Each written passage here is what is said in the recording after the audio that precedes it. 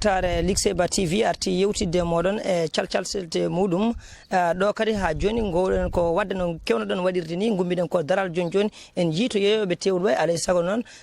kolliren kadi bandiraɓe joguiɓe caɗele taw kadi ko ndiyam mo bonni galleji mumen ɗum noon eɓe eeri laamu ngu nde wawata wadde hen ballal muɗum ma en garte e Moussa Dia wawa haalande caɗele ɗe heeɓi e ɗam ɗo ndiyam holko bonni hol kadi koɓe cohli waɗanede oɗo saaha ma en kuccodir e Moussa Dia.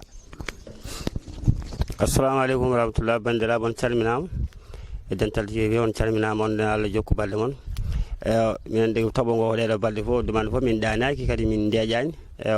Allah addi kadi min ngala tan solution inchallah so min joguino banggueji goɗɗi min jahanno min gona to naddi o saaha kono o saaha ɗo joni hen ndiyam hen min koɗi ko ndiyam hen min defata hen min cagguinto hen min mbalata min ñaagui noon ballal inchallah min ñaagui ballal no fewi walla jarama on jarama merci. En nanino hanki maire préfet mbaɗino jillu mumen e nder wuuro ngo mata ɓe mbawi yettade moɗon walla ɓe jettaki moɗon? Ɓe mbawi yettade min ɓe mbawi yettade min ɓe kaali ɓe bindi kono kam ko netno ni kam ha joni hamin jiiɗi kam ko ɓuuri ɗo min jiiɗi kam ɓuuri laaɓede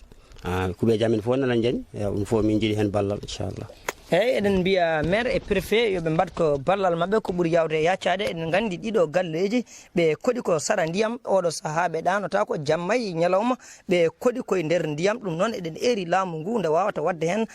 ballal mumen payodingal so tawi kadi en nani lotissement ji garoji ɗi so tawi ene fecce yoɓe gon adiɓe ɗiɗo galleji less ɗiɗo foof eɗen gandi wone galleji ko toon jogorɗen faade ma en mbawa hollidde bandiraɓe jani nde ha yetto windere nde kala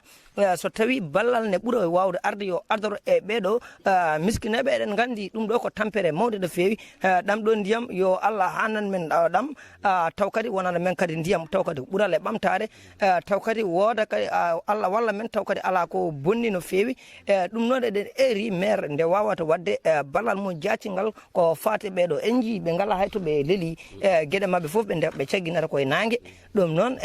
jayde Lexeiba TV arno hollidde moɗon ɗeɗo caɗele so lotissement ne waɗe yo ɓeɗo yo gadore ɓe dokke tereŋaji dow ɓe mbawa hettiroyde toon so tawi kadi laamu watta ɗum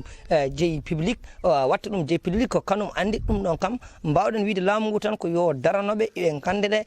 kamɓene koye leydi ndi ɓe jeeya ɗum noon ɓe goytima ɗeɗo caɗele alay saago laamu ngu watta hen haqqille mum Lexeiba TV e heɗan minen karalaji he ko Baby Sy yo jaam Allah ñallan meɗen ɗo e sowtogol ko musidɗo moon Ceerno Bof.